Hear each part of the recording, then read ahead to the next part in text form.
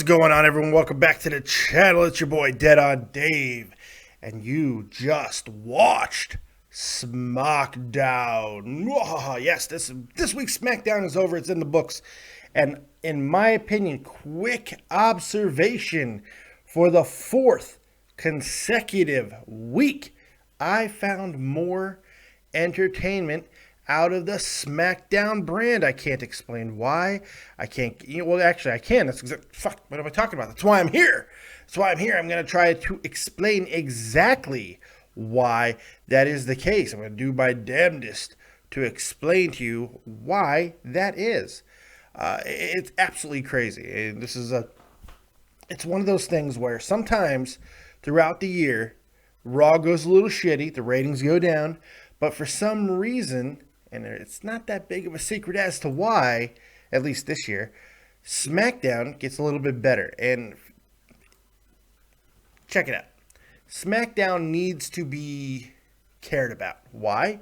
Because SmackDown is going live again next year. It's moving back to USA.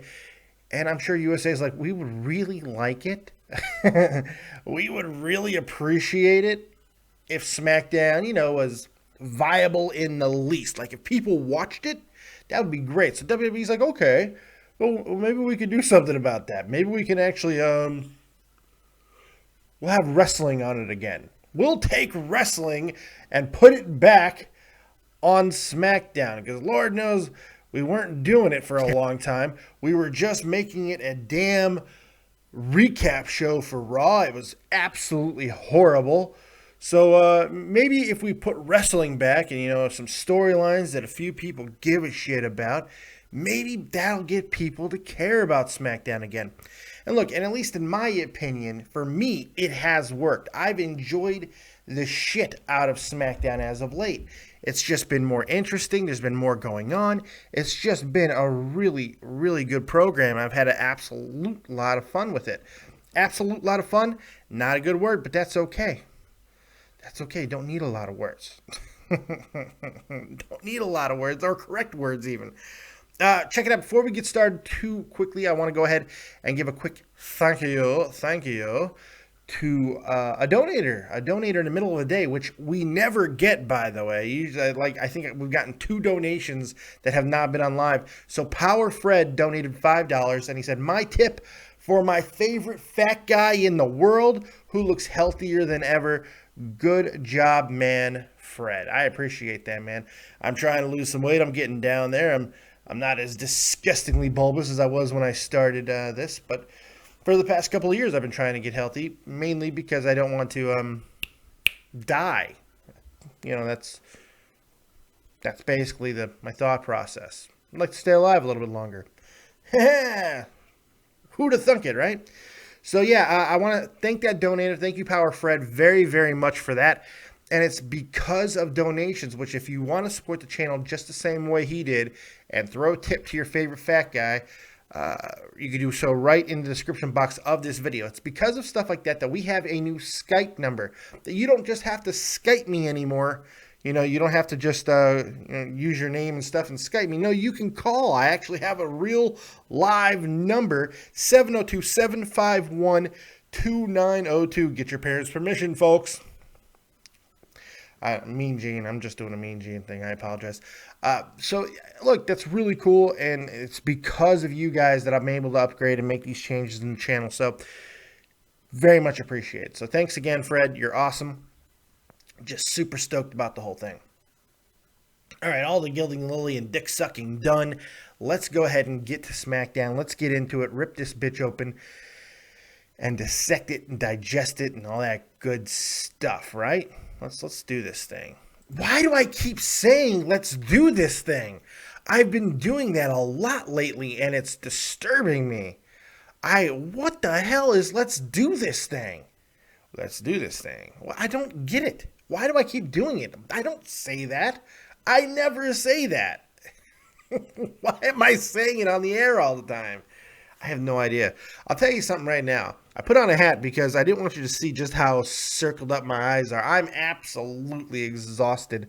I just woke up, but I did not get I'm dying. It's 4 o'clock in the morning here in Germany, and doing the thing. But hey, I'm here for you guys. I love doing this. So, quick shout out to the people in chat. Joe Burris, SmackDown is so edited. Yes, it is. Spike Graph, hurry.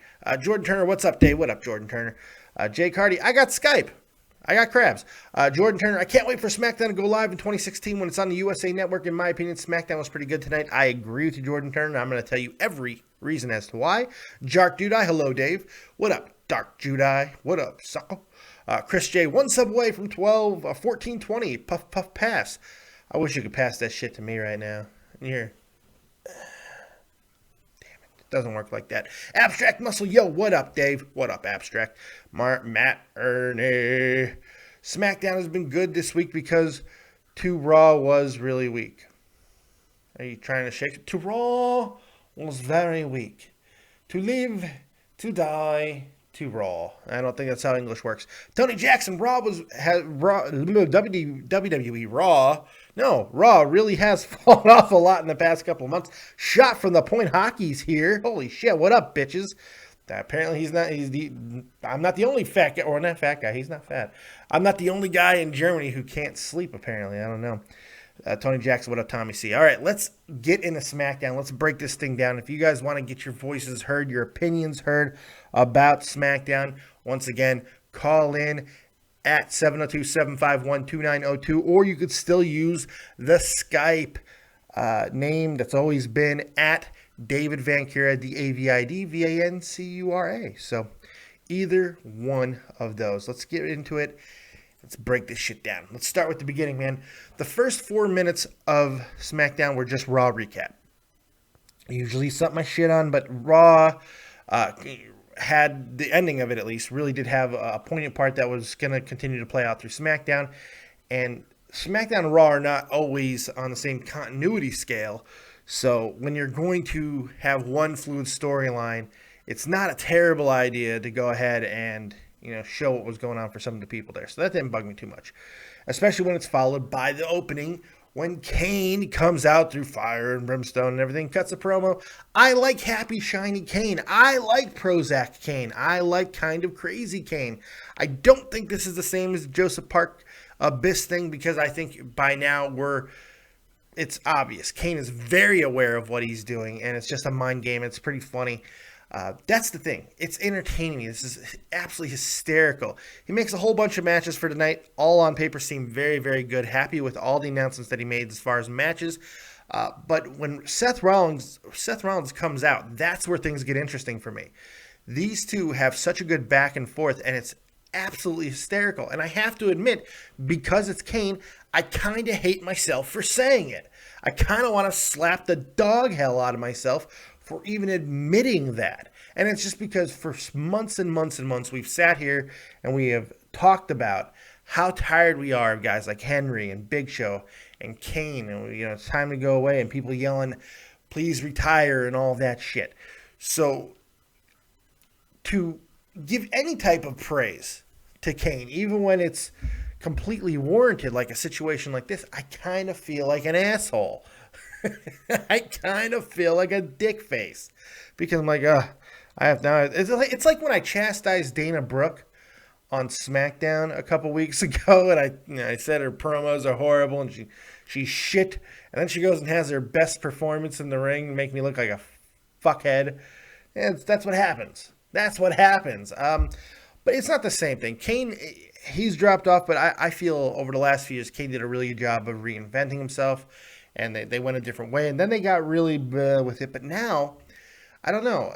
He seems to be a halfway viable transition competitor for Seth Rollins. I don't want to see this long term.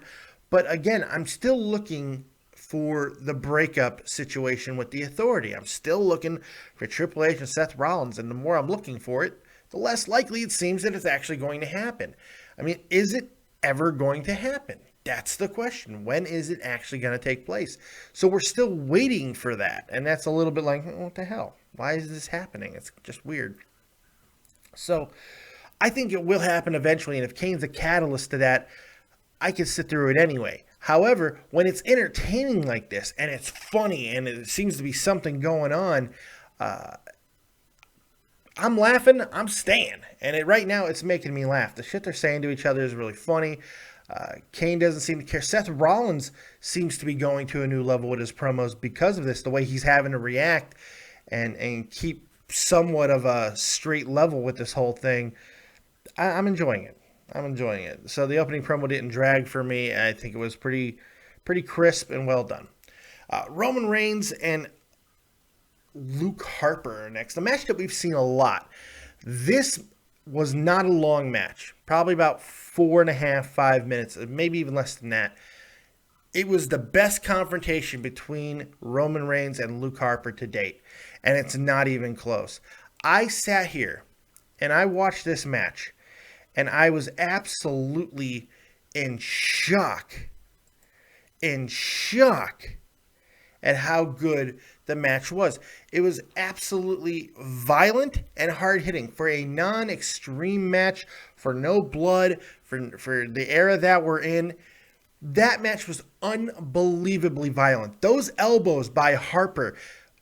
Oof, now granted, Reigns did kind of no-sell it into the Samoan drop, and that was kind of a little bit like, oh God, Roman, this is why we hate you. But the rest of the match was so damn good, aside from the Superman punch spear combination, which I'm sure, we're all tired of, the AA five-knuckle shuffle bullshit. But it was just, the match was so quick, there was no lull. They just went. It was move after move after move. And every move that they did to each other was hard-hitting and impactful. And it was a lot of fun to watch. It really was. I absolutely enjoyed that. I thought the match was very, very good. I thought it was their best single confrontation. All right, before we continue on, let's go into the chat and take a couple questions. Jordan Turner, Dave, I have a question. Is WWE saving Sasha Banks' winning the title for WrestleMania 32, and is that a good thing, and would you like for that to happen? Look, I think making any presumptions about the Divas at this point is a little bit premature. Obviously, coming in, Charlotte's their girl. Charlotte was their focal point from the jump. I don't know if Sasha is going to be the focal point anytime in the near future. I'm not even sure if she absolutely should. Look, she's 23 years old. She still has a very long, very great career ahead of her. I know that we get very lost in everything that is Sasha Banks, and I love Sasha, and I can't wait for her to get into the main event scene. But I have to admit, I'm having a hard time thinking about Sasha with this whole thing going on with Paige, which we're going to get into. Paige, once again, this is way better than what she did on Monday, by the way, so I can't wait to talk about that. That's going to be very interesting. I don't think Sasha absolutely needs to win the title anytime. I don't think it's a foregone conclusion that she's going to win the title at WrestleMania. I think that, and we're still so far out, anything can happen. With some of the new divas that are coming up into NXT at this time too, that's going to change a lot of things. I can't believe that Asuka, that Kana, is going to be staying down NXT very long. She's in her 30s and she's unbelievably talented. So I can't see her being down there long. She's there to feud with Bayley in the next few months after she's done with Dana, after she's done with Emma. That's why Kana's there, to kind of give us a 4 or 5 month stretch to where some of these girls who are not ready yet down there can get ready. That's what her whole point is. And after her, more than likely, Athena's going to be there if Bayley is still there to be kind of helping that situation go fluid. So Kana coming up is going to be a game changer. Hell, if they want to really make a pull, bring Bayley up early. But the issue with that, of course, is they've already left the cupboard fairly bare down there in NXT. So you don't want to raid the cupboard too much because that's never good. That's never good. Especially with all of the emphasis you're putting on women's wrestling right now, which is a good thing. Reigns Harper, I enjoyed the match. I thought it was really fast-paced, hard-hitting, ultra-violent, man. About as violent as you're going to see on a SmackDown nowadays. I enjoyed that. Back into the chat for a second. I feel it does. Anyone think Rusev and Kevin Owens is in the possible future? I think that's a very good possibility. Tony Jackson, Rusev, and Kevin Owens could be in the future. I think that's a very, very astute point. I think it's very possible that we're going to see that at some point. And why the hell not? Kevin Owens can feud with anybody. That's the beauty of Kevin Owens. That's his whole appeal. He can feud with anybody. Anybody. All right, let's get back into it. The New Day are backstage dunking on people again, which I absolutely love. I love that they're dunking on people. I mean, it's just so 90s. It's so 90s, and I love that shit. New Day and the Lucha Dragons. Our next six-man tag, Lucha Dragons and Neville. New Day started out with a promo, once again, absolutely killing it. I can't get enough of their promo. I kind of want them to start alluding to the fact that these two belts are not enough. After the Dudleys, I want to see one of them go for singles gold. I want to see New Day just covered in gold. That's what I want to see. I am not having any more fun on any show than I am when I'm watching New Day. Everything they're doing is absolutely fantastically done. They're entertaining, they're young, they're different, they're fresh, and I just can't stop. I'm just not getting enough friggin' New Day. I love it. So the match, I was a little worried because Lucha and Neville have not really been getting going too well as of late, but this match was great. Again, it shocked me that everybody was really clicking, and it wasn't a very long match. Again, SmackDown kind of got dictated tonight by some promos, and I'm not hating on that at all because I thought everything was done very, very well. But the match was really good. The high-flying moves were fantastic. And what I liked about that is the New Day has once again shown to be able to adapt to just about any style, and they were able to. They have Kofi, so we have the high flyer with him, but the other guys, being able to work with luchas, being able to work with high flyers in any capacity is not always easy. So to see everyone in New Day able to work with that style on a consistent basis tells me a lot about their future, and the fact that they're getting put in there with different. They're not being typecast. It's not Ryback's constantly getting the big show. At least that's what it was. That's not the case anymore. They're showing versatility, and when you're doing versatility in match booking and matchmaking, I think it makes everything a hell of a lot more interesting. You become more invested into the wrestlers, into the feuds, and that's what I felt happened in this match.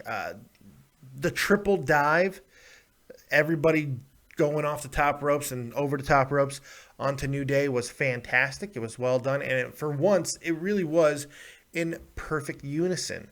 After that move, though, that was the end of the day for Lucha Dragons and Neville because Woods wins with a Shining Wizard type move, but it was nasty looking. It was cool. You didn't really get to see it on the first go, but when they showed the replay and how cool the Shining Wizard-esque move looked, I liked it, man. And New Day go on to celebrate again. I like the fact that they're winning matches all the time now. They are a top faction in every sense of the word. And now they're becoming dominant. And that's important. I'm having a fantastic time watching this evolution of New Day, watching them continue to do their thing. It's so much fun. Roshan Bolkhari says, first time seeing you live, good job. Hey man, I appreciate that. I go live after Raws. I go live after pay-per-views now. I go live on Saturday evenings for me, Saturday afternoons for you guys, with Dead on Dave live.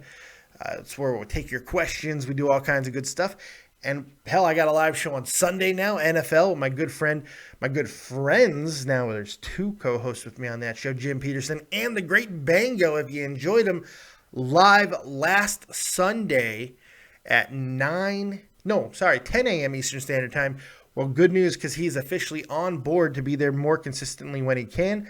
So the untitled NFL kickoff show will continue to go forth, and that's fantastic. So we have all those live shows, and now we have the new one Tuesday night at 1:30 a.m. Eastern Standard Time, 10:30 p.m.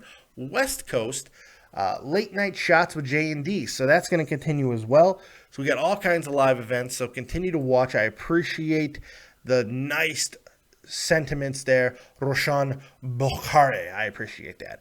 Let's take a first call of the evening. Michael Mendoza, you are live with Dead on Dave. What you got, man? What did you think of SmackDown? What's up, Dave? How's it going, man? What up, pimp? I'm sorry. Son? I apologize for that. I try to give it back I do. You did try to give it back to me, and that's amazing that you tried to give it back to me because that was horrible what I just did. I set white people back like at least 50 years. At least. I don't know what up, pimp? What the hell's the matter with me? Anyway, dude, what'd you think of SmackDown tonight, man? Finally, I think we both can agree that SmackDown was pretty fucking solid tonight. Yeah. Like I again, 4 weeks in a row. Yeah. 4 weeks in a row, man. I think it's the extra hour that Raw has, man. I don't know. Maybe that may be a big factor into it. I don't know. I'm wondering if somebody else is doing the decision making on SmackDown, very similar to Triple H running NXT. I'm wondering if he's getting a little bit of say into SmackDown. I have to start wondering it because it can't all be because of the third hour on Raw. They book 3 hours for pay-per-views fairly well. There's no reason why they can't do the same thing with Raw. So I don't understand that mindset. You have a lot of talent that goes unused. And as we saw tonight, the next thing I'm about to talk about exactly feeds into that point. It's so important to talk about because of this whole damn thing with other people getting in the matches that we don't normally see. I'm about to talk about that because I think it's what made SmackDown a little more special tonight.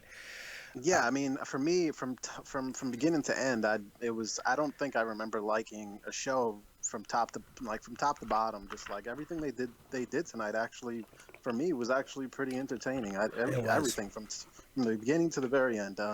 Even the promos from backstage, I mean, yeah, they were good. I mean, when the Dudleys did their promo, that was pretty good. And the primetime players came out just like, hey, we're still here. We're not gone. We're not. Yeah, I love that. I love that. I was like, holy crap, they're not dead.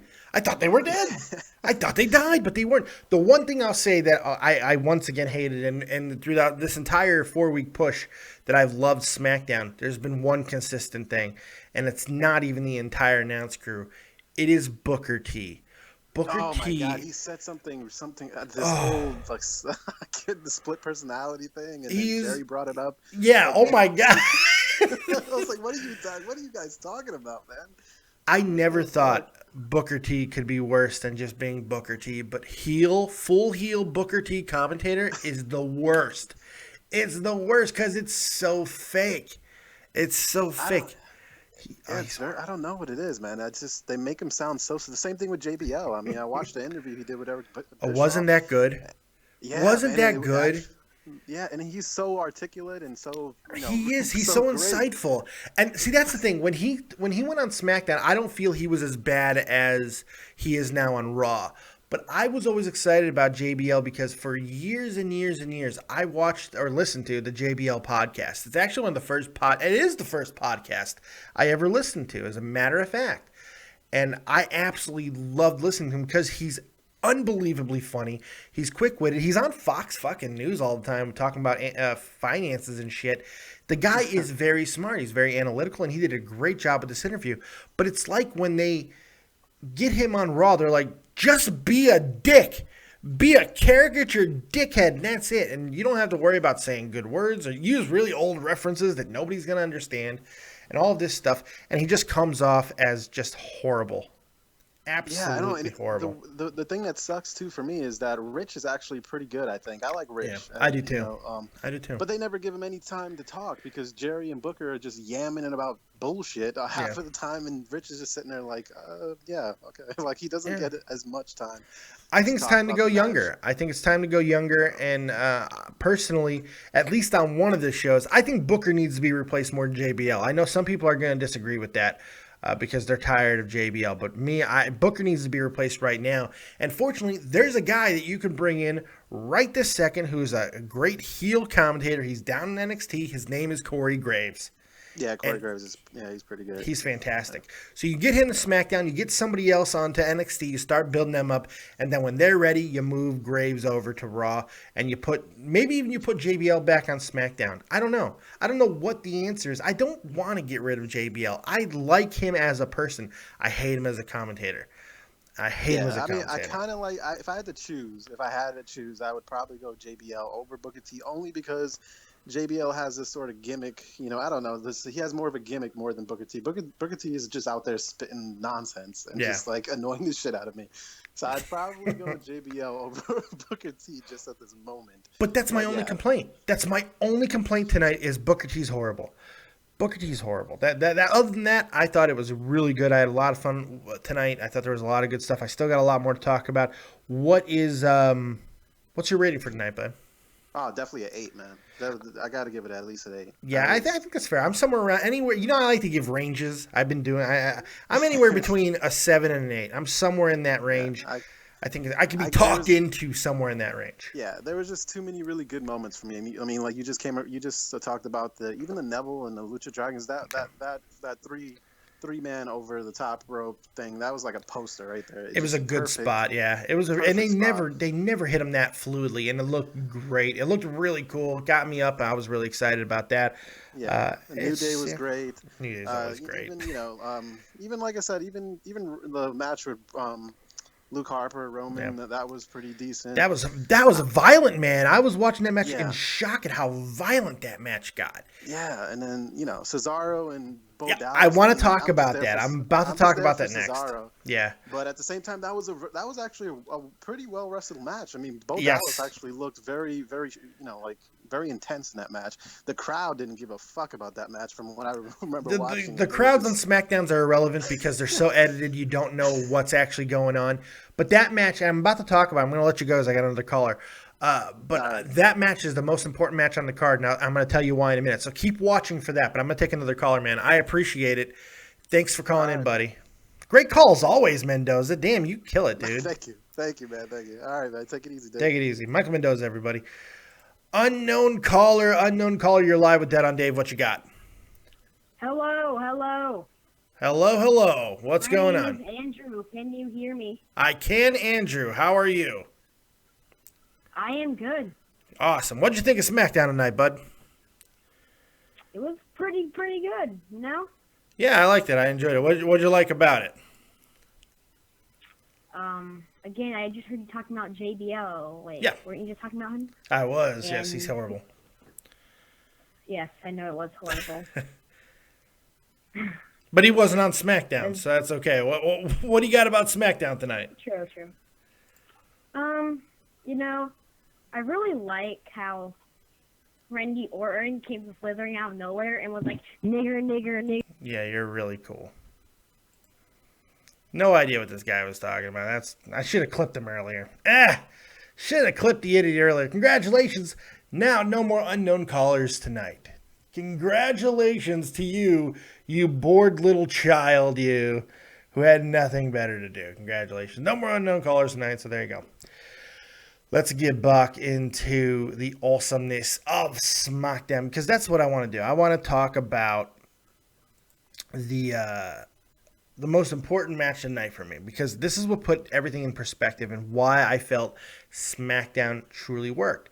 Cesaro comes out now, and he's followed by Bo Dallas. If you could not get into this match, there is something fundamentally wrong with you as a wrestling fan. And I'm not I don't make statements like that very often. But the way these two wrestled this match, I always talk about telling a story in the ring. I say it a lot, and it sounds like bullshit. These two guys went with absolutely no build and told a story in the ring. From Bo Dallas with his short little promo at the beginning where he's talking about, how you can't get off Big Show Boulevard and all that, which was a stupid line, but it brought a little bit more to the match. When Cesaro played up his back injury and was not able to do all the Cesaro moves that we're usually very used to seeing from him, he invented new ways to keep us invested. He couldn't do the Cesaro swing, so what did he do? He did a rolling pinning combination to get Bo Dallas all dizzy. He couldn't do all the big high impact moves, but he was still hitting those awesome uppercuts. And just when you thought that there's no way that he can get a victory without, his power moves, he created this brand new weird pinning combination that I think I've only seen 2 or 3 times. It harkened back to like real amateur wrestling, and it was just awesome. They told a story. Bo Dallas did an absolutely great job. Most of the time, I can't get past the fact that Bo Dallas is unbelievably doughy and out of shape and not giving a shit. And it bugs me because, look, I could be fat. I'm a big fat guy. I'm medically retired. I could be fat. It doesn't really matter. Bo Dallas, I think because of his size, he can't be short and fat. He's got to pick one. And unfortunately, the choice has already been made for him on the height. Ain't nothing changing that. So he's got to be in better shape because I think he is a good wrestler. I think he brings a lot to the table. And I like what he does day in and day out. It's a lot of fun to watch him go. So when he does shit like tonight, and has this match that he really holds his end of the bargain with a guy who's a fantastic wrestler, a consummate professional day in, day out. It just really did lock down the entire night for me. It was really, really good. I had a lot of fun with that. I thought it was very well done. It told a story, and it was absolutely insane. I thought it was a great match. And a hell of a lot of fun. So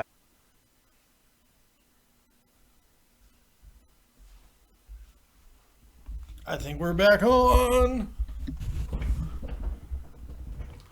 I think we are back on, folks. And if you can hear me right now, that's fantastic. But I think we are back on live. Tommy C's joining us now. He seems to be having some problem getting DDoSed or whatever. Yeah, some dickhead. Yeah, aren't they so cute? Some kid called before, maybe. I didn't, because I was listening. Yeah, he called and dropped the M-bomb because he's so cool. Oh, yeah. I think we're back on, though, I hope. Yeah, it looks like, I think we're back on. Let's check. Yeah, we're good. Yeah, we're back on. Yeah, woohoo. All right. So we're back on live here. Yeah. Oh, shit, that was loud. So there we go. We're back. Sorry about that, guys, but it happens. It happens. Congratulations. But let's get right back into it. Tommy, did you watch SmackDown by any chance? No. I wasn't sure if this was really you, by the way. I think God woke me up at a dead sleep to walk to my computer today. Oh, yeah, to be here with me? That was nice of him. No, of course not. Oh. I thought God was thinking of me for a change. What the fuck? To be there when the moment happened. What moment? What happened? What did I miss? Patrick Kane's accuser's civil lawyer has recused himself. No! Does not know where that bag came from.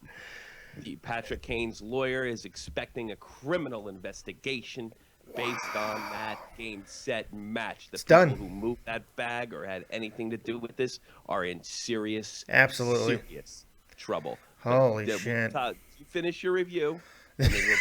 Well, thank you for giving me permission to finish my review. That's very considerate of you. Yes. Very. Hey, I made you moderator to take care of some of the fuckheads down there. Okay. So, yeah, well, it doesn't show. Yeah, don't say the N-word, kids. But you're not getting the wrench of destiny, though, for some reason. I don't know. But I set you as moderator. So, let's get back to SmackDown here. Because kiss that like button. Nobody can see you. It's not weird. Not that anybody can't see you. It's not weird at all. So kiss it. Kiss it. Look it. Do it now. And then also subscribe to the channel if you've yet to do that.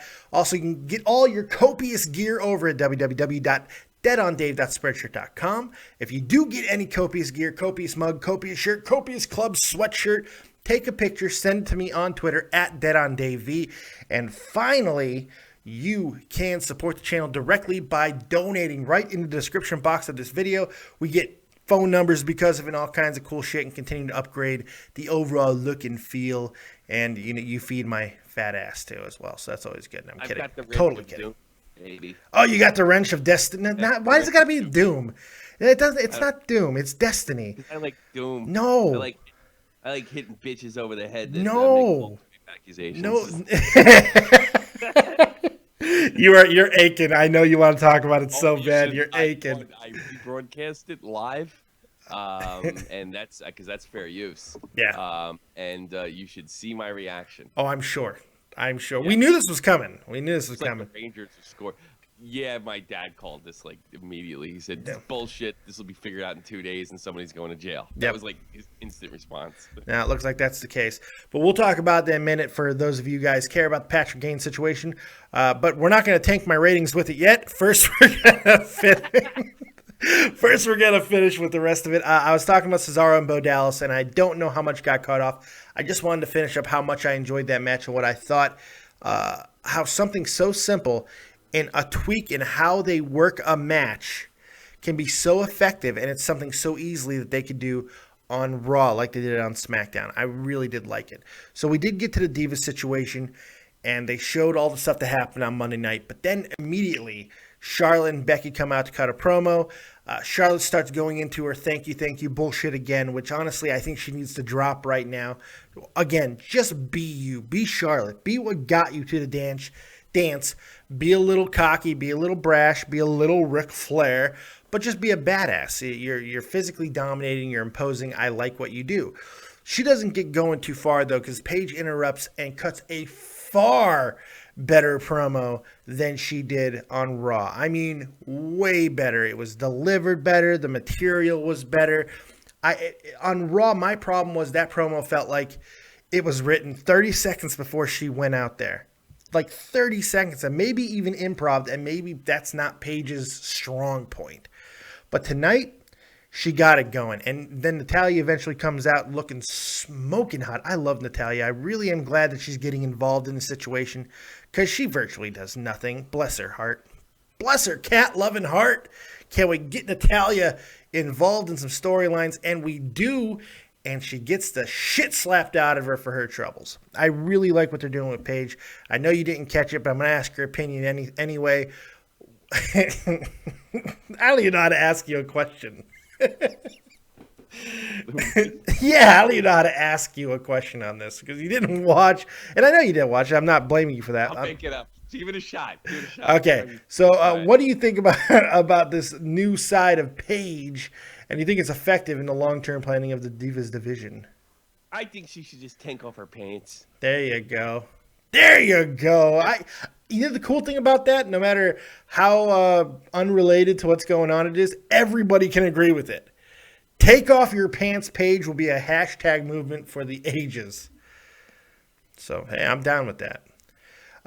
Next, we got Ryback and Dolph Ziggler versus Rusev and Kevin Owens. The match itself was perfectly fine. It was just your standard tag team match between 4 stars, and it was a lot of fun and completely good. What made it great for me was Kevin Owens, man. Kevin Owens once again showing how good he is at riling up a crowd, man. This guy is able to piss anybody off. It's not cheap heat. There might have been a thought at a time that maybe some of it was. It's not anymore. This is just Kevin Owens being effective in the way he carries himself. The way he puts the belt centimeters, yes, centimeters, because I'm in Germany, centimeters away from a fan's face as he's walking into the ring. It's little things, and it's constant. He had a guy get about as animated in the crowd as he was coming in that I've seen. It reminded me of the old lady who got right in the face of, I want to say some of the NWO members. I can't remember if that's the case. I'm sure I'm wrong here, but I just remember her getting right face to face and giving someone the finger kind of and like chastising and getting really crazy with it. That's what it reminded me of. We don't see those reactions all the time. Kevin Owens is that good that he's able to elicit those emotions. In an age where we don't have a lot of that, people just go there to cheer and yay for Cena and blah.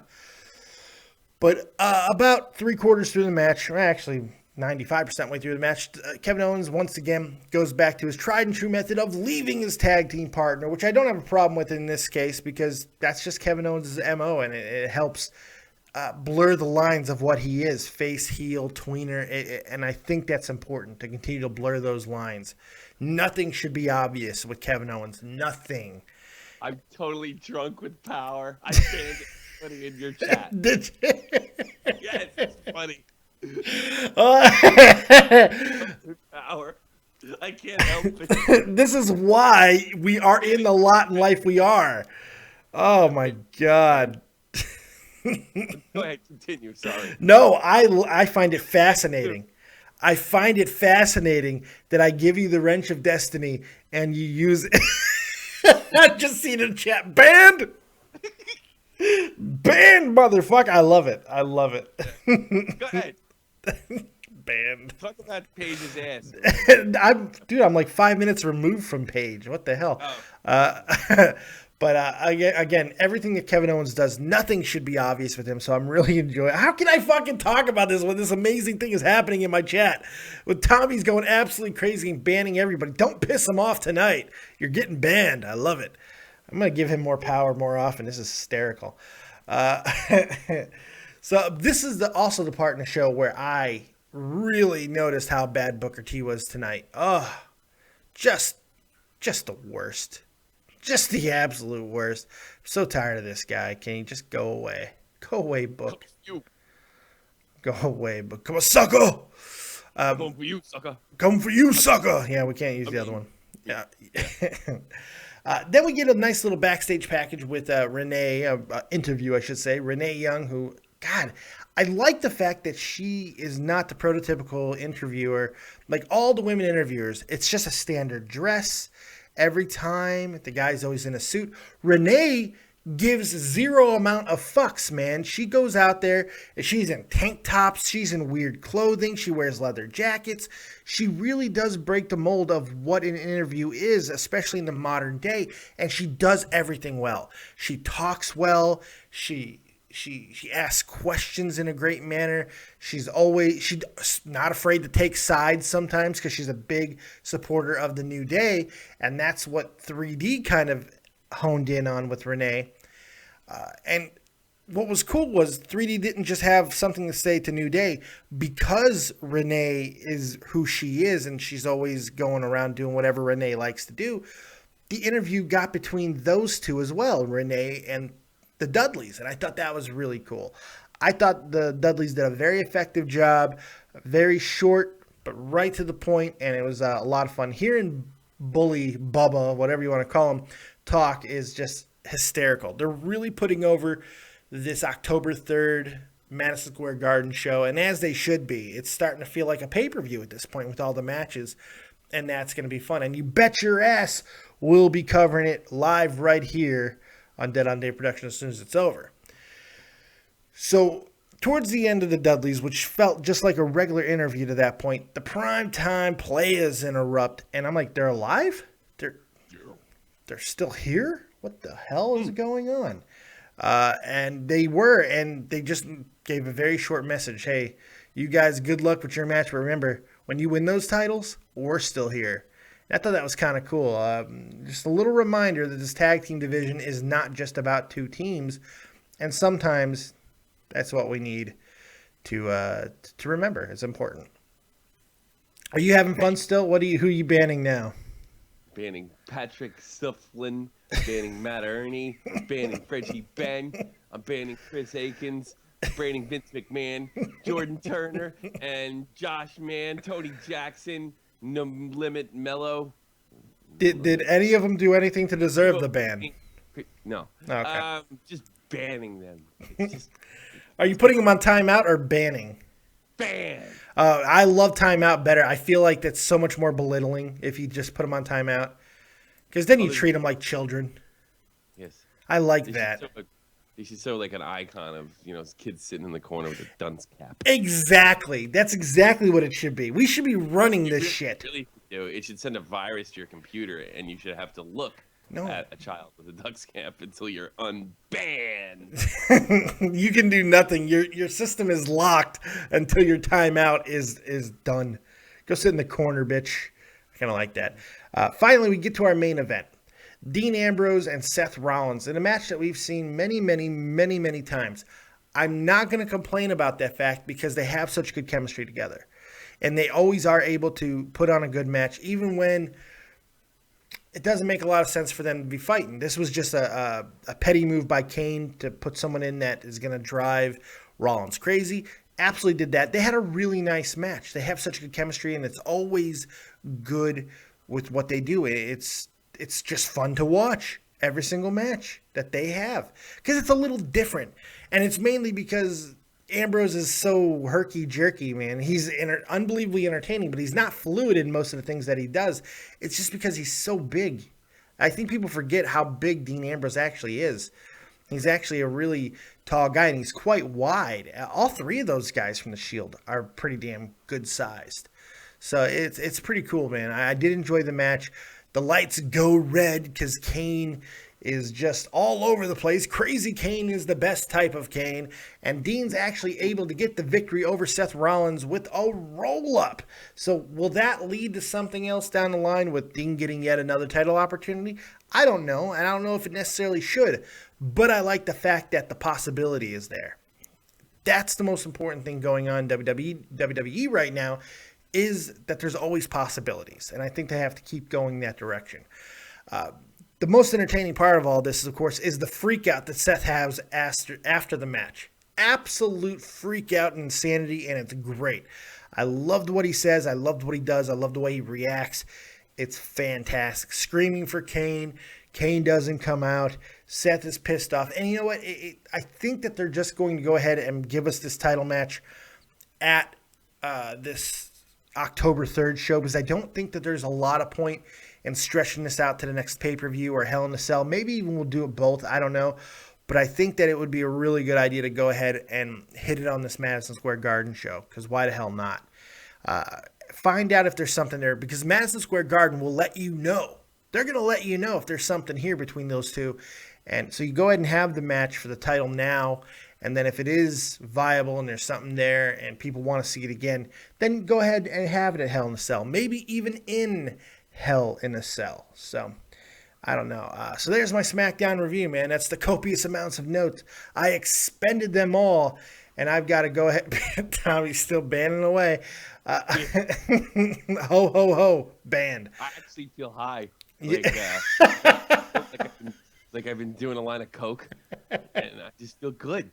You feel alive. Banning people. It's a lot of power. It's a lot of power. So my rating for tonight is anywhere between a 7 and an 8. I could definitely be talking anywhere in that range. I absolutely did enjoy SmackDown for the 4th consecutive week. I thought it was hands down the better show over Raw, and I enjoyed the shit out of it. Tommy, your thoughts? Do you expect that SmackDown actually gets better going forward? I'm not talking about the live event, but I mean, you've been saying this has been getting better. Yeah. People are interested in SmackDown. We can see with the audience right now. Do you expect it to increase as time goes on, or is this just something when, they just get to be a little more creative with it because they don't expect better ratings this time of year? No, I think that the whole point of why they're pushing it now is because of the fact that it's going back to USA, and they have to have a viable product for USA. So I think that's part of the plan. And now it's a very good possibility, and I read stupid articles that I don't know how it could possibly be confirmed that the WWE top brass is thinking this way. Somebody actually wrote that top WWE officials having a meeting to decide to push SmackDown now and then go back to same old shit after a few months. And how can anybody? It's ridiculous. It's the best business model, isn't it? Well, the WWE business model. It's the fuck 'em business model. They want it taken away from them. We get the money we already have. We can always dangle it over them like a little toy. Sorry, motherfuckers. Another thing I wanted to get to before we talk about what Tommy's aching and itching to get to, because I can feel it. It's palpable. Undertaker. No, I like people. I already forgot about it. Ban, bitch. The night of the ban. Everybody's talking about what happened to the Undertaker last time he had a match, and that is, of course, him collapsing yet again when he got to the back. I think that's been overblown. It looks like it certainly has. At least the WWE feels it has. The WWE over the past couple of years, and I think it's important to note this. They're good with this stuff too. Lately, it has been. They've been protecting wrestlers. Well, lately is all that we have to worry about. That's what we have to consider ourselves with now is lately, because we're in the now. Lately, they've been very, very good about protecting wrestlers from themselves. I believe they'll do it with Sting if he's not able to get back into the ring, even though now we know a little bit more about that. But they're doing it with Daniel Bryan. And I do feel that if they are not confident that The Undertaker can perform, they will not keep him in the ring. So I found this very interesting that they are doing a tour in Mexico. And for the first time in absolute forever, The Undertaker is touring. He's touring. He is not only touring just to like wave and say hi, folks, and do his 11-minute intro. No, he's wrestling matches. In fact, not only is he wrestling matches, he is re-teaming with Kane, and the Brothers of Destruction will be together on this tour. I found that absolutely fascinating. That it really that tells me everything I need to know about The Undertaker at this moment. Usually, when you get put on tours at an older age, it's because they're building you for a longer run. Sometimes it's just about selling tickets for that individual tour. Chris Jericho just did that. But I think in The Undertaker's case, because they need him for Hell in a Cell, they're going to need him to turn the year over, and they're going to need him at WrestleMania, obviously, for WrestleMania 32 in Texas. They want to put him through his paces now, and I think it's actually a really smart move. What do you think of that? Super. I don't know. And you start saying like Brothers Destruction, that sounds kind of badass and everything, but you know, did you just like set me up? Like you know how I feel about this. I did set you up. All these like wonderful reasons. Everybody's gonna get sugar, ice cream and shit. And do you want anybody to have sugar and ice cream, Tommy? No. What kind of asshole are you? I did set you up a little because I know how you feel about this, but I thought I would give you a bunch of good reasons to try and sway you. Look. I'm a believer in people deciding for themselves. Sure. On what's best for their body and what's best for their future. We have 2 matches with The Undertaker. With, admittedly, it's with Mr. Stiff himself, Brock. And we have situations where concussions, collapsing, and we have a man over the age of 50. Yep. My sports side of me, or my army side of me, says, do it till you drop. Yeah. My human side, my father side, says this might be morally wrong to continue to put him in the ring. Now, I'm sure the WWE has an SOP, and like you said, I'm sure they've improved it over time. But I think they're a little more likely to relax it with a star like The Undertaker. Sure. They don't have stars. They haven't been able to cultivate stars like him, really in the modern era, with the possible exception of John Cena and Randy Orton. So I think it's time to go. Yeah. I want to see Sting Undertaker just as bad as anybody else. You know what I mean? But not enough if they're dead. Yeah, no, you may be 100% right. Yeah. And that's the way I feel about it. But at the same time, all right, yeah, keep going. But you know what? Here's the thing. Remember Sonny Bono?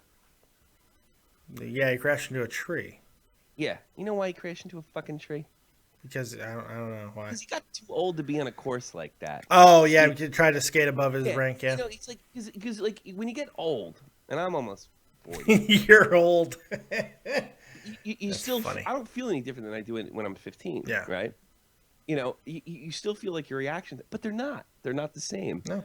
And I don't know. I just, I'm terrified that this will happen. And, you know, I think they're more like if Daniel Bryan says, I can go.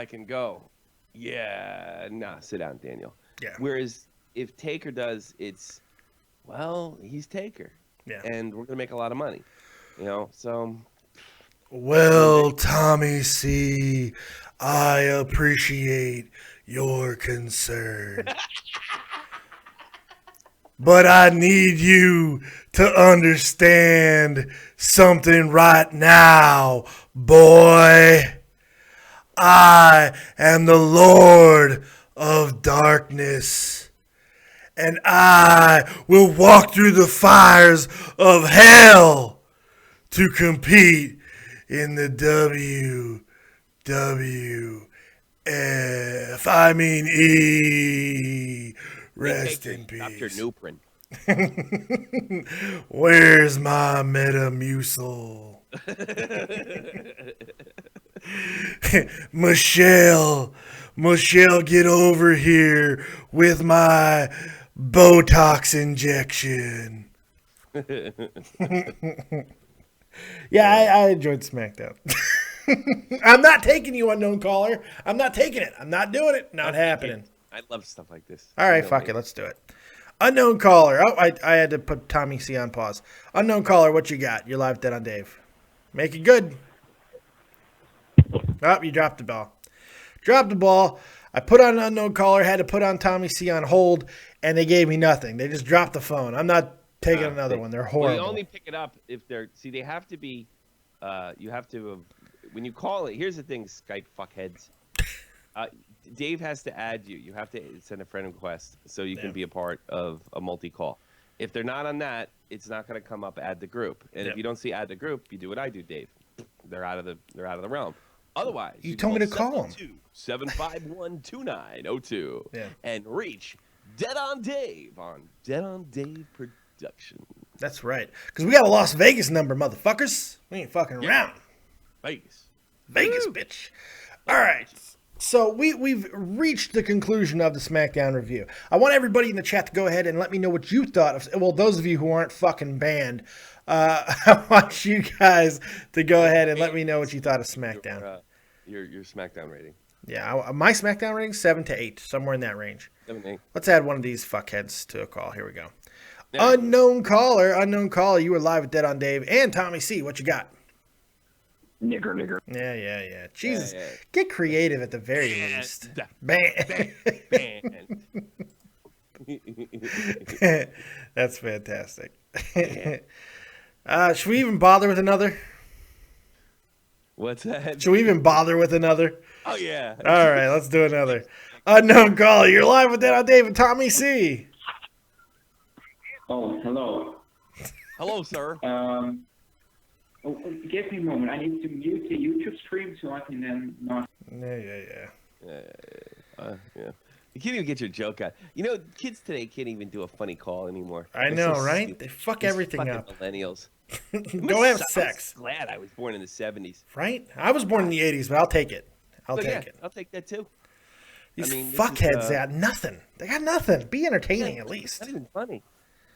Like, he's like advanced joke. Go listen to Jerky Boys. At least like. That's right. That's the problem. These motherfuckers haven't listened to Jerky Boys. Let's take a real caller, Antonio, who's a longtime caller of the show. Antonio, you were live with Dead on Dave and Tommy C. What you got?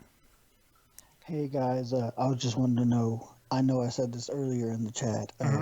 How certain do you think a Rusev and who was it? Rusev and Kevin Owens feud would be? I don't know if it's certain. I don't know if it's going to happen. I think it certainly could, and I think that it's important that you continue to kind of blur the line with Kevin Owens. Nothing should be certain with Kevin Owens. I think that's very important. And a match and a feud with Rusev could be very viable, especially considering nobody cares about this Dolph Ziggler feud. So I think it could happen. And my second thing is, you got this whole feud, of course, going to happen with Finn Balor and Sami Zayn whenever that comes back. Potentially, yeah. Do you think that's...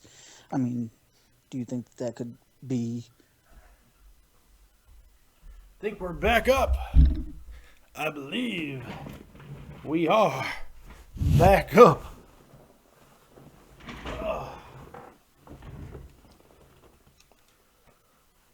All right, kids, I believe that everything is fixed once again, so we can take down the complaint department. We are back live. I do get chosen a lot because I don't know. It's what happens when you have actual viewership.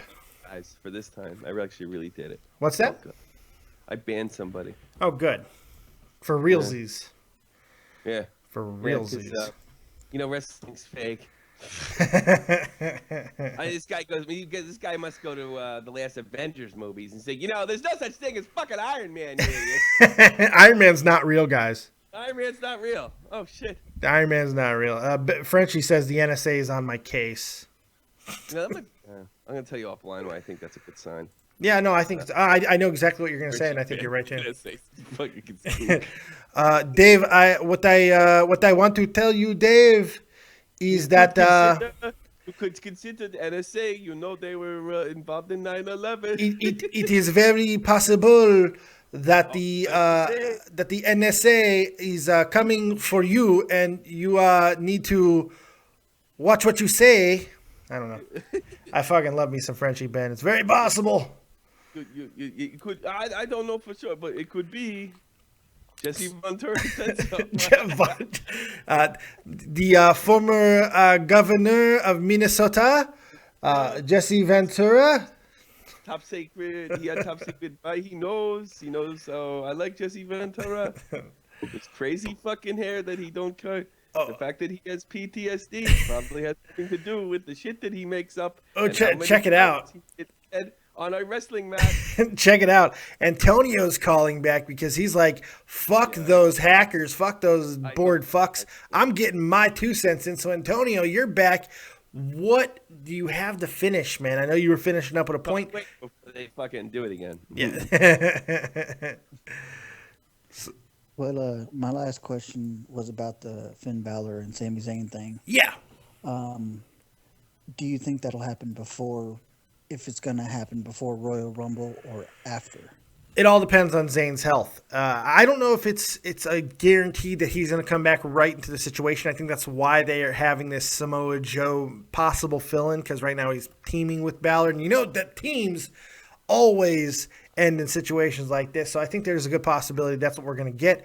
And that's probably because they're not sure when Sammy's coming back. That shoulder injury was quite severe, mainly because it was a non-contact. It was a non-contact injury. He just did it to himself. And usually when you blow your own friggin' joints out and stuff, you blow your own shoulder, it can be pretty bad. So I think that's what they're very understandably concerned about. So I think we will get it, but probably after. If I had to guess, to answer your question, after. One final question. Yeah. How long do you think that they'll keep Ciampa and Gargano down in NXT? Here's the thing about that. Everything that I've been able to find on this situation is that Ciampa and Gargano are not actually part of the company. That they're just kind of working a non-guaranteed contract situation. It's kind of similar to what Samoa Joe is, kind of similar to a couple of these new signees are. So I don't know if they're ever going to make it up to WWE. Gargano's a little bit older. Ciampa, I'm not sure how old Ciampa is, but they might just be there for NXT purposes, which is kind of cool in a way, because to think that NXT could be a place where independents come to have a chance, almost a tryout situation. It's going to make it very interesting. It's going to almost feel like New Japan in a way, because you never know who's really a part of New Japan. Everybody from around the world comes into New Japan basically anytime they want. We see guys from TNA, Ring of Honor, Global Force Wrestling, Lucha. We see all these guys constantly coming to New Japan, and I think it's very smart of WWE to capitalize on that and do something similar, a little bit more restrictive, of course, for their own benefit, because that's what WWE is going to do, which is fine to me, by the way, to capture that same essence in NXT. I think it's pretty smart. You mentioned Lucha, and I'm sorry, it's kind of a process of, the Lucha Underground. Do you have a date that'll start back? Nobody has a date. Here's what we do know. Season 2 has been announced, finally. But they're saying that taping may not begin to at least December. There's no dates for that. And the most telling thing to me was Alberto Del Rio, Alberto El Patron, who did a really interesting interview talking about his frustrations with Lucha management, because simply they don't know anything. They don't know when things are going on. You're not sure when the actual show is going to return in 2016. So unless a new story is broke that I have not read yet, as far as I know, nothing has been set in stone as of yet as far as when. They just know that it is coming back at just sometime in 2016. And my rating on tonight was kind of where you're at. I'm about 7.5. So it was enjoyable, though, right? You enjoyed it? Yeah. I just enjoy this kooky kind of Kane. Isn't it weird? We're complaining about Kane for as long as so many of us did, but crazy, weird Kane, we're just kind of digging. It's just strange. Yeah, this is what he should have been doing for the past year or so. Yeah. It just goes to show, entertaining is entertaining. So, hey, I appreciate the call, Antonio. Oh, no problem. Take it easy, buddy. I haven't had to throw anyone over the top rope in a while. Let's take another call. Michael Mendoza once again. What you got, buddy? You're back live with Dead on Dave. Hey, what's up, Dave? What's up, Tommy? What's up? Yeah, what's up, guys? I just wanted to, because I just heard the last phone call, and you guys were talking about Sami Zayn. Mm-hmm. And there was actually a question I wanted to ask, but I forgot.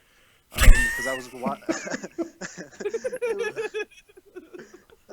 Wonderful.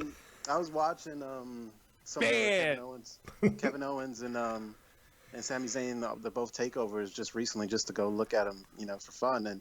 And I gotta say, that's probably I think if Sami Zayn comes back, shouldn't he already be on the main roster? Like, shouldn't he make his debut on the main roster instead of going back to NXT? I think that's a possibility. I think that's a very distinct possibility, but not necessarily a given, because for some reason WWE still had a lot of plans for Sami Zayn down in NXT, even when Kevin Owens came up. Yes, Sami Zayn did get that match with John Cena, and it looked like he could become a more current mainstay part of the roster, but apparently, from what I was understanding, the plan long term was to keep him down in NXT to work with a couple of other guys before they brought him up. They are worried about how effective his gimmick is going to be on the bigger stage. People seem to like him, but his gimmick, I mean, there's a reason why he was El Generico. I get that, but I think I don't know. We'll never know until we actually see it. Until we actually see him on the main stage, in the main roster. But for me, I love his gimmick. I think he's got an awesome, theme song to come out to. Yeah, but it makes no sense because he's not Irish. The fucker's not Irish. Like, there's not an Irish party. There's not an Irish bone in Sami Zayn unless he's currently having sex with an Irishman. That's the only Irish bone in his body. That's it. Isn't that theme song also Canadian though? Because the Canadians, I guess they it do could be. That ole ole ole. Yeah, but this feels like the whole ska part and all that stuff. It feels very Irish. I don't know of it. I might be completely wrong. I have no idea. I'm wearing a Cylon shirt, by the way. People. It's awesome. Got it from my latest unboxing. Double unboxing with my daughter. I just want to throw that out there. Cylon shirt, bitches. That's really funny. Yeah, he is. He's Syrian. He's goddamn Middle Eastern. It's just. Yeah, I know. I know he's Middle Eastern, but he's also Canadian. He was born in Canada, wasn't he? He should get a new intro. It should be. They tried that with Muhammad Assad. It didn't work very well.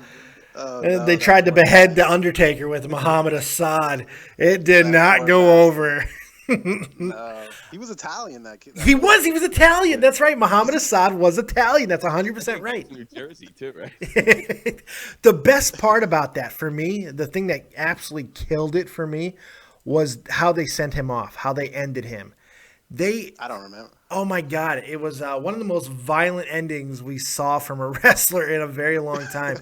They had the Undertaker like power bomb him through the steel grating up at the top of the ramp, and I was just like, "What the hell?" It was awesome. It was pretty awesome. It was pretty awesome. Actually, but back to Sami Zayn, I think that's actually would be a dream match for WrestleMania for me, for him to come back and have him and Owens, go at it for the Intercontinental Championship. In a ladder match or something, that would be bad. That would be something. That's a dream match that I don't think it's going to happen, because I don't think they believe in Sami Zayn at this point, that he would be able to have a match with Kevin Owens on WrestleMania. But that for me would be a dream match, especially after rewatching, the NXT takeovers, and those matches were freaking amazing, and their chemistry, and the fact that they have all that backstory, and that they were best friends and all that stuff. Like, it just doesn't get any better for me. I think they do. I'm going to disagree with you just a little bit. I think they do believe in Sami Zayn. I think they believe in him to the point where I hope they do. They put him in there with John Cena in his first match, just like they did with Kevin Owens. I think the idea was to work a very similar introduction that they did with Kevin Owens. I think that was the plan. And then, unfortunately, Sammy hurt himself because he cheers so heavily that he blew his own shoulder out of his socket. But I know they believe, at the very least, in Zayn and Owens. That has worked forever. Yeah, I think they. He's could be a potential, like, over. Because they don't have right now. I don't think they have over. Somebody that's really over. That's a babyface. Like, really. No, I think it's going to be Rollins, though. I have a feeling we're getting closer and closer to Rollins. And when Rollins turns face, when he turns face, game changer because he has the same face potential as Owens does as a heel. I've always thought that, and I will continue to think it. I love what Rollins is able to do, and everything that he's done as a heel is going to make him an even better face when he goes there. Remember, John Cena started as a heel. So Hulk Hogan started as a heel. So not the same type of guys, mind you, but heel work does not necessarily mean that you're not going to be a great face in the future. You got anything else for me, buddy? Yeah, I was also going to ask you a question also about the Divas and that whole situation, because I was going to see what your take on it was. But I mean, yeah, sure. I was thinking, what happened? Go ahead, ask away. Oh no, yeah, I was just going to ask you, what do you think about bringing in more titles for the women division? No. There's 4 of them. There's 4 of them that can wrestle. No, absolutely but that's the thing. not. The idea that I came up with was that why don't we keep the Divas Championship, but then also introduce the Women's Championship, and then so that way we don't alienate the quote unquote divas in the locker room. So that way they have their championship, but then we also have a Women's Championship for the actual people, actual hardcore wrestlers that come in there and put on a great show. They've had that before. They had that before. They did it in SmackDown. Okay. When SmackDown was its own separate brand, they had the Women's Championship and Divas Championship. It didn't work then, and I don't think it'll work now. Now even more so because there's just no depth. There's four or 5 girls that can go. So we're getting a lot more soon, right? Eventually, yeah. I think the best thing that can happen is Total Divas continuing to go down the downward spiral that it is. If it continues to go the way it is, it will not be around that much longer. And if it goes away, there's really no point to keep the Divas brand alive. So hopefully they'll just go to a women's title, which makes a hell of a lot more sense. Fundamentally, I'm with you. I could see the Divas having a much larger division and having, tag titles and having a secondary title. I could see that partly, but not with the division that they currently have. It's just there's 4 or 5 people. Even if they bring in Bayley, Athena, we're like talking years away from Athena, Kana. Those are the only 3 people I could see being called up at the current moment. And not even Athena as much because I think she's still very, very green. We haven't even seen her in NXT yet. So that still only leaves us with 6 or 7 girls. I just don't see bringing a secondary title at this point doesn't work for me. I think we need to more focus on just getting rid of the Divas belt and hopefully just stop watching Total Divas. Tell your moms out there right now, everybody out there. I used to watch it with my ex. We used to, that was my way of getting her into wrestling, is to watch that with me. That's a smart way but if you don't have a ulterior motive to get your woman or anything into wrestling, here's what you need to do. Get your mothers to stop watching Total Divas. My mom does not watch. Tell them to stop. All of them. I'm not just talking to you. I'm talking to everybody. Get your moms to stop watching this shit. And if you get them to stop watching, hopefully it'll go the fuck away. Sadly, I don't think they're going to do away with the Divas, only because I could totally see Vince just always being like, no, we need, this over-sexualized, good-looking woman on my TV, like on TV. The thing was, the most over-sexualized version of the women's division was back in the late 90s, early 2000s, when it was still the women's title. So they're far less sexualized than they were then. Divas, the reason why they went to the Divas division to even begin with, and it's very tale-telling by the design of the thing, was Mariah Carey was really, really huge in around 2004, 2005. She was, at least people thought that she was going to transcend shit with her whole butterfly sparkle movies and shit she was doing. So WWE tried to capitalize on that. And since Mariah Carey was always known as a diva, they went with the same thing. And it's 2002, by the way. That's when they changed over? It was 2001? Really? No, I mean when once her face was sparkling. Oh, but you know what I mean. It's somewhere they were trying to capitalize on Mariah Carey and that whole divas comeback, really. Yeah, well, shut up. don't you come at me with facts. Welcome to Mariah Carey chat. I'm your host. That's shocked. That's the most shocking that's happened tonight. I think it's great that you had something to add to Mariah Carey. That's fantastic. Yeah. It's a mud. My mother flew her in a plane. She flew her in a plane? Yeah. My mother's an airline. Yeah, she's not a pilot though. Yeah, she was a fucking. I asked her, so what was she like? And she goes, Tommy, she was a cunt. No, I doubt she said that. I hope she did. No, she didn't say that. I'll tell you a fucking story. She's so into herself, like, and she has like fucking people around her to do things like cut fucking carrots and shit. And they had the airline movie, and everybody's like asleep on the plane, except her, and she was watching her fucking movie and grinning fucking ear to ear, and like the whole crew is asleep, right? So, she tapped my mother on the shoulder, and this is her job. And she said, "Can you wake up my assistant to cut my carrots or something silly like that?" That's fantastic. And my mom said, "I'll do it. It's not a problem." She goes, "No, wake her up. She knows how I like it." And this woman was like 56 years old. She knows how I like how I cut my carrots. And my fucking mom tapped her on the shoulder. And she dragged her old ass and she cut Mariah Carey's fucking shit little by little by little. That's fantastic. Yeah, it's a great story. What a cunt! Oh, I know, right? My God. Yeah, I don't get it. That's great. In contrast, Sami Zayn. No. I'm going to keep going down the storyline because we're through the fucking rabbit hole now, folks. In contrast, I watched something today that is actually very pertinent to this, and it's the opposite end of the spectrum. I'm obsessed with this table for three. I've talked about it I watched the New Day episode. Today I watched the first episode, which I didn't even know was out, which made me cry, by the way. It was Legends of WrestleMania, and I didn't even know it was out. No, it was Howard Finkel, Mr. Wonderful Paul Orndorff, and the final WWE thing involving Roddy Piper. And it was so emotional. Like the stuff they were talking about at the very end, the last thing that Paul Orndorff says to Roddy Piper is, "We really need to do this again sometimes." And I almost lost it. I mean, like, I'm still a pussy, yes, but it was so sad. Let's do this again sometime. I'm like, oh, no. But the other episode that I got choked up is the fucking "I Love You" from Shawn Michaels. Oh, that was great. Flare in the face. I'm sorry. I love you. That was great. There was some fucking hillbilly when I was in Iraq fucking crying. I got sick and I had to walk away. You pussy. Yeah. But I watched another episode of that today, and it was Diva Legends, and it was Alundra Blaze, Molly Holly, and Ivory, and it was fucking captivating, man. They're talking about how much they hate the whole divas shit, about how ridiculous it is. Because Alundra Blaze gives little to zero fucks at any given time about anything. So she'll always talk about what she wants to. So it's just she did her thing. And she's got a lot of animosity with Molly Holly, which I didn't even really know about. And they kind of squashed it at the table. And then Molly Holly's like, "Well, I don't give a fuck.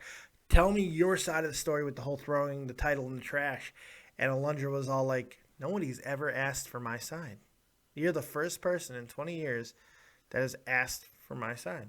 So it was really interesting, and they were just talking about this whole Divas thing and how it needs to kind of go away and all of this. So it was very interesting. I think it needs to go away personally, but we'll see.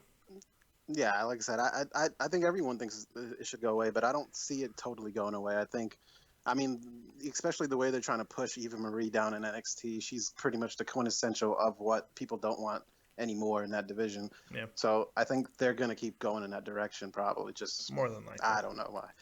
We'll see what they do. Hey, I appreciate the call, Mendoza. All right, yeah, man. You guys take it easy later, guys. Take it easy, buddy. Bitches get stitches. Bitches get stitches. All right, well, I think that we've hit the wrestling stuff. The calls have dried except for two guys, so Man. It's your time, Tommy.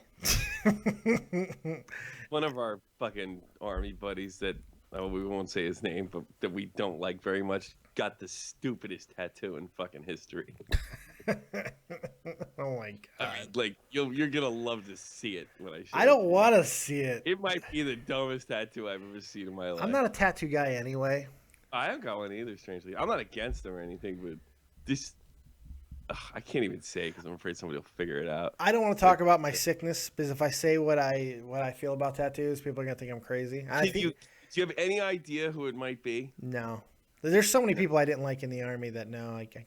This is somebody who was me and you both knew pretty well when we were in. 147. Oh, okay. I think I Give me an know. initial. Just Yeah. give me an initial, like a first. Okay. Give me the first letter of his last name. B. Oh no. No? That's not... Okay. I don't know. I'm sure everybody's really interested in that. I wish I could show it to everybody on there. It's so bad. It's so bad. It's funny. That's pretty interesting. Jesus. All right, so we got a few minutes left here before I wrap this Patrick Kane, thing. we're gonna talk about. Yeah, that's what I'm doing. Well, I'm segueing to you for the Patrick Kane scoop. It was really fascinating.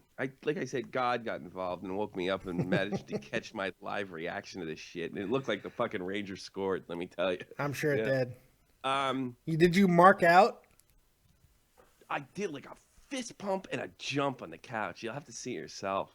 Oh yeah, I remember definitely. thinking like, wow, that's really classless, you know? And I was like, good, you know? And so basically this guy goes up and he says, I'm recusing myself. I can't represent because I don't trust where the bag came from. The bag being Patrick Kane's rape kit, which just 24 hours earlier, the same man was basically saying that the Hamburg Police Department tampered with it. And this is the worst example of victim blaming, rape victim blaming that he's ever seen, which actually it isn't victim blaming. It's evidence tampering. It's evidence tampering, But turns out that isn't it at all. So he had to bow out because he's probably going to get in trouble if he falls through on it. And then they put on Paul Cabrera, or whatever his name is, Patrick Kane's lawyer. And he's like, well, actually, no. Before I get to Paul, one of the reporters asked the epic question. If your client is being dishonest about this bag, why are we to believe her about her rape accusation? And the lawyer was just like, there's nothing he can do. Yeah. He's like, one thing has nothing to do with the other. Well, it does fucking now. It certainly does now. Credibility is shot in the ass. Shot in the ass. And then Paul Cabrera, Patrick Kane's lawyer, came on, and he didn't like say I'm demanding, but he just said I'm sure the district attorney, Mr. Siana, that's how you pronounce his name, is going to look into prosecuting. Slam He's dunk like, I know Jack. well. That's going to be great. What I think happened too is the DA's a normal person, and he got probably politically pressured because of this fucking rape culture nonsense. And he's a to, third friggin' generation fucking politician. Yeah, but the guy's, I mean, he's a Democrat and everything, but he's an honest man. He's a good district attorney, 98% conviction rate. He doesn't like to go up there unless he's got a slam dunk. I kind of like DAs like that. Sure. You know, I don't really have a problem with that. You know, dead to rights or nothing. Yeah, absolutely. And the cops hate him too for that reason. Oh, I'm sure they do. Yeah, tough shit. You know, so I mean, but this is different. He's a Democrat, and you know, this is coming out of that wing of the world. And you know, he sends the friend who didn't witness anything to the grand jury, and then decides the last minute not to do it. Yeah. And pulls and cancels the witness, and it probably appeared to, I guess, the accuser's club camp is probably a better word. Yeah. He wasn't going to prosecute, so they did this crazy thing, and. Whatever they did, because I'm not sure exactly what they did or what this bag is or what have you. But the chain of custody hasn't been broken. Yeah. The evidence hasn't been disturbed in any way, and the evidence they have is now public knowledge. Before it was supposed to be.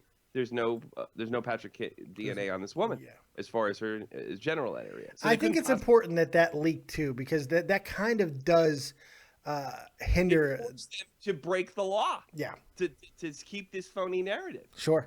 The fact that it leaked in the Buffalo Post or the Buffalo Times or whatever the fuck it was, forced these screwballs to continue this fucking narrative, either for money or for political reasons, probably both. Frenchie Ben says the NSA dropped off that bag. I have proofs. He has proofs. I have proofs. He actually finally went to bed. Frenchie Ben has proofs. Oh, he has the proofs. So he goes. He has proofs. So, it's very big relief for me. Yeah. I hope Patrick Kane learns that he is too rich to have a one-night stand, and he's too famous, and there are too many people out to get him, even though he never did really shit.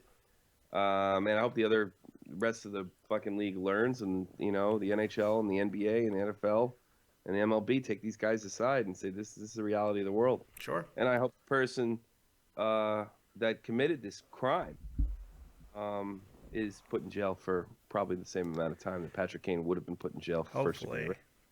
You know, so I mean, in that case, and then the stratosphere goes quiet. I mean, USA Today, Patrick Kane should not be in camp. There's all these Ryan Lampert, Yahoo Sports. Patrick Kane should not be in camp. Oh, they all get it stuck up their ass now, right? What about fucking not really. No, because they're going to continue their narrative. They're going to continue their narrative. Somebody said that to me on Twitter, and I was like, no, I don't think these people. I don't think they have no fucking shame at all. It's the next one. Look, a year ago where you went to the UVA thing, it doesn't stop them. It doesn't stop them. And go 8 years before that, we have the Duke lacrosse thing. Kobe Bryant. Yeah. Now, Derrick Rose just recently. Yeah. No, all this is bullshit. I'm not saying this stuff doesn't happen. There's varying degrees of guilt there, but two victims here are real rape victims. Yeah. And because there's going to come a point in time when there's a girl who's going to get hurt real bad, and no one's going to fucking believe her. Yeah, you can only cry wolf for so long before the people stop giving a shit. But I think that's where the desperation came from to some aspect. It's like we can only do this so many times. This is the thing that kills me. I don't understand how it's not just completely obvious to these journalists, and I use that term very, very fucking loosely here, that it is damaging these type of false narratives, that these type of agenda-driven bullshit. They don't care. The agenda is more important than the rape victim. That's probably the saddest fucking reality that I can even begin to think. It's disgusting. I mean, look what happened. We had two witnesses come out to the media and support Patrick Kane's story, and they got beaten the shit out of. The outlets that put that out there were savage. Sports Illustrated let Patrick Kane's rape victims or alleged rape victims' friend to go to Sports Illustrated. Nothing. USA Today screaming for this guy not to be in camp. I got these guys on Twitter telling me, well, the NHL doesn't have to abide by due process, and which is technically true. They're a private company. Maybe they should. And Voinov, I don't know. I know Voinov was different guilty, situation. I think they got to pass a fucking law that you can only lose your job unless you're convicted. Look, I don't have a problem. Fundamentally, if there's a serious enough situation like with the Ray Rice thing, with things like that, to put somebody on administrative leave, an exemption list, whatever the case may be. But it can only be for so long. You cannot let them sit there and rot there, especially in the prime of their career, while no charges have been filed. One guy said to me, he said, "We'll just sit him on the bench for the year until it gets sorted out." I said, "Fucking, you don't get to play that long, you shithead. Yeah. We'll do it with pay." I mean, this is like it's ridiculous. In the French Revolution, you just accuse somebody and they get their heads cut off. Right, Salem witch trial, man. We need protection from the federal government to not allow employers to do this to us. And the Voinov thing was bullshit. Okay, it turned out Voinov was guilty and they sent him back to Russia. Yeah. All well and good. But we can't do this. And now you know why the NHL stuck behind Kane and not Voinov, because they believe Kane and not Voinov. I think Voinov's a really risky example to use because of how strange that whole situation was. That was fucking bizarre. I didn't buy that one at first either. No, you didn't. You didn't. I didn't buy it because they didn't let him in the room to talk to her. Yeah. And that really, I was like, yeah, there might be some wacko feminist. But it turned out to be he beat the shit out of his wife. He threw him now. He smashed her head or whatever. Yeah. And now he's gone. He's not gone. And he got suspended and he did a little time or whatever he did. He got for the assault charge or whatever. But I mean, this is a lot more serious. We're talking, 10 years in prison, 10, 15 years in prison. Sure. And, I just saw somebody wrote, Jordan Turner. He goes, Jordan Turner, this is the Patrick Kane situation is complicated in my opinion. No, it's not. It's over. Well, it is a little. It's over. It's done. The DNA evidence is gone. No, you're right. Patrick Kane is dead. DNA evidence it's gone. It hasn't been tampered with. So I guess they could still use it. But here's the thing. We know its contents. Yeah. It doesn't have Patrick Kane's DNA. And very much like the Kobe Bryant case, they found a lot of dude DNA in there, but none of it was his. Yeah. So it says a lot about the fucking accuser. The thing with this whole firing somebody, losing your job, this is where it gets kind of tricky. A public or private corporation like the NHL, like the NFL, and their subsequent franchises, they have every single one of their goddamn employees, their athletes, whatever the case may be, in their contracts. There is rules of what's the word? In the CBA, you're No, the talking thing, about. no, not the CBA. It's the things that you do to represent. Oh, God damn it! Your not image. Your behavior Yeah. has to be. But honestly, I think those. I know what you're saying. What you say that like the conduct codes. Here's Thank the you. thing. Conduct. Jesus Christ. Here's So the wait, thing. no. To finish my If point. you're Wait. accused No, of you gotta let me crime, finish my point. a conduct code. Yeah, But but I here's- wasn't well, done. I had more to say. Okay, but I mean, you kind of blew it though too. Go ahead. I'm sorry. You're fired. Banned. You're banned.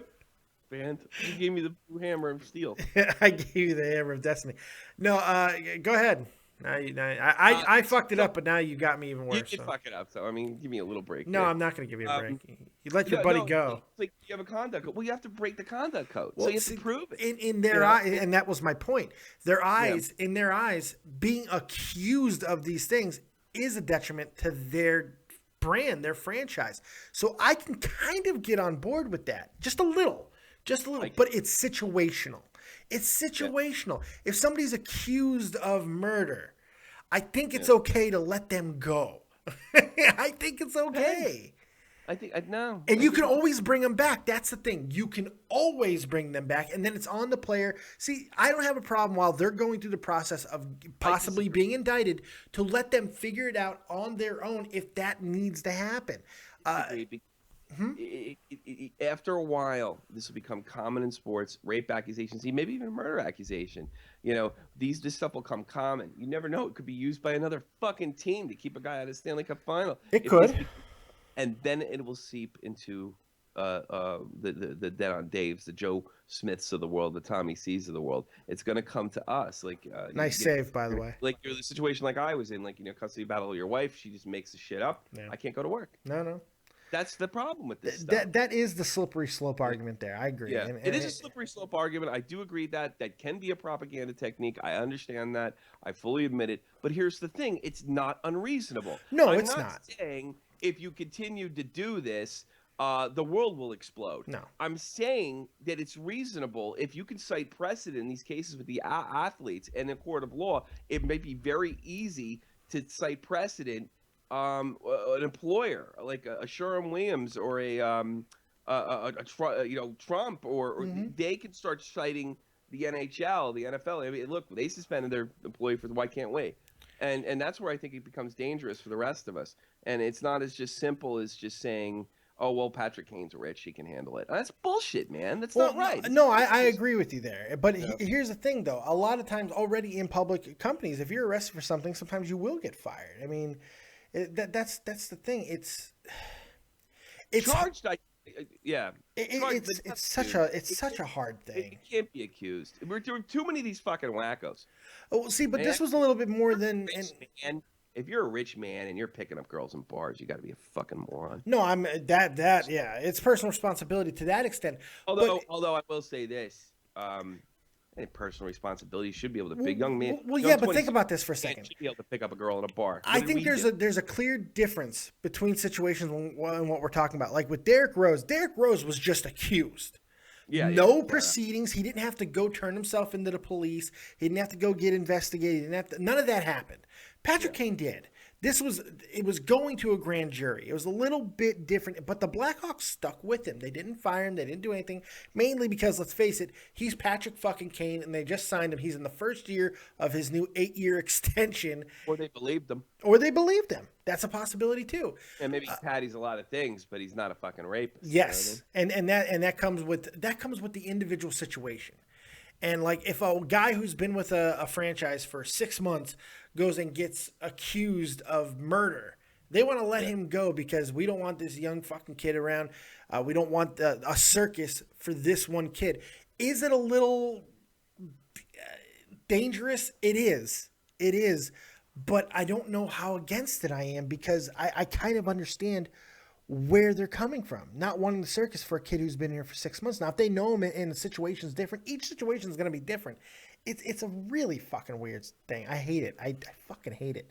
Yeah, with one page, you want these companies to be able to protect their opinion, but the problem is it's going to seep into our world eventually. It could. And I'm frightening. And you know what? Patrick Kane has the same rights as me. Absolutely. Patrick Kane should be able to go to a bar and pick a girl up and have relations with her. This is normal human behavior. Because you're too successful, you can't do it no more. Yeah, You can't fuck. That's really the fucking sad thing. No wonder why our species is going to die off. Our parents went through a sexual revolution to fucking stop this shit. And be able to go, girls to be able to go out to other people's dorms and not be curfewed in college and stuff like that. Feminists used to fight for things like that. And now they're basically fighting to end sex and male-female relationships. It's just how do we change it? And do we have to have like a fuck fest in the middle of Times Square? How do we change this? I'm afraid that Patrick Kane's there's gonna have a few Patrick Kanes actually go to prison when it's just like there's no evidence against them and they go to prison anyway. I think that's the only way. I think it's that disgusting because you tell people that, by the way, they're convicting guys in kangaroo courts in colleges all around the United States. They're convicting guys all over the place, and the police aren't involved, and they're not allowed to confront their accuser. It's like, no, you're not. That's fucking crazy. No, Obama signed a law that if they don't cooperate with that, they'll pull their fucking federal funding away. Yeah. So, I mean, this stuff is happening. It's going on, this rape culture, witch hunt madness. And that's what we have right now. We have a bunch of women shaking and kicking on a church floor, saying they're possessed by witches. Yeah. That's what we have right now. It's pretty sad. Hey, I appreciate everybody in the chat sticking with it. You guys have been in the chat. Granted, not talking about what we're talking about, but still, I appreciate you guys sticking around. They hung in, though. Because I've been looking. Hung in. Couldn't believe it. But I hope you guys enjoyed the SmackDown review. Tommy C joined me, man. We're talking about all kinds of great stuff. We had a good time. I enjoyed SmackDown. Hope you guys enjoyed SmackDown, and I hope you guys learned a little something at the end there. Maybe be a little more aware of your surroundings. Not necessarily what you're doing, but what's going on in the world, because you never know what's going to affect you. You never know. When you're getting accused of rape. Absolutely. and don't be afraid to fuck. I think there you go, because nobody's fucking anymore, and it's sad. No, it's no, sad. it is that the kids aren't. It's terrifying. No fucking Jeff and Matt aren't. I know. Yeah, but Matt's unbelievably awkward. Yeah, he fucking called in the middle of my Patrick Kane thing, and he said, "What are you guys talking about?" Oh, Christ. I blew him up. Did you really? Oh, fucking immediately. Nicely done. Are we really doing... He calls me up, I was like, are we really still doing Kane? I'm like, I'm on the air. I'm live. Well, I hope you guys are watching everything that's going on within the community. I hope you guys are checking out everything that's going on the channel. We got a brand new double unboxing. If you're into subscription box unboxings, I hope you guys watched my daughter and I earlier. We did Nerd Block and Nerd Block Junior. We had a lot of fun. I yell at her a lot. It's hysterical. We had weird color issues because of the stupid light in this fucking room. But we had a good time, and I hope you guys checked it out. Also, my partner, my co-host here, Tommy C, the man, the myth, the legend. Go check him out over at Shot from the Point. We are coming back really soon with In the Crease with Tommy C, October 5th. October 5th. The start of the hockey season. PM, Eastern Standard Time. It's hard to both plug. It's hard to both plug. Then they don't hear any plugs. But go ahead, plug it. I forgot. You're right. 3:30 p.m. Eastern Standard Time, October 5th. Luckily, I'm pretty sure you're still low. So they probably couldn't hear you anyway. Really? I think so. I want to hear myself. With Tommy C, October 5th. October 5th. Oh, never mind. Yeah, it is still low. A little low, but it's not as low as it was the other day. No, it wasn't, but it doesn't sound good. I tell you that. No, I don't know what's up with it. Sound good at all. I don't think it has anything to do with XSplit either. I'm starting to wonder myself, but I didn't change any settings. So it's either Skype or I don't know. Skype. I'm terrible, so that's possible too. I have no idea. I gotta get over there. Yeah, fix my problems. I need tech support. Come tech support me. The problem is you don't ban people. But much appreciated. So make sure you guys are checking out everything within the community, like I said, and like, subscribe, and share. That's all I got. So I hope you guys enjoy the rest of your wrestling week. We'll see you a little bit later on today, and of course, to Wesley Ramirez. All right, I did that, and I banned him. You're awesome. All right, thank you guys very much. Like, subscribe, and share. We will see you next time right here on Dead on Dave Productions. As always, if you don't have talent, have talented friends. We'll see you next time. Peace. Keep it copious.